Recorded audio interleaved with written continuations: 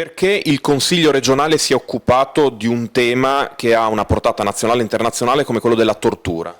La Regione Friuli Venezia Giulia si è fatta carico di sollecitare a livello nazionale un impegno forte in questa direzione. I motivi sono diversi. L'Europa ci ha criticato e ha chiesto che l'Italia acceleri il suo percorso perché è rimasto uno dei pochi stati che non ha ancora inserito nell'ordinamento penale il reato di tortura, che invece è previsto dalla Convenzione ONU e anche dalla Costituzione italiana.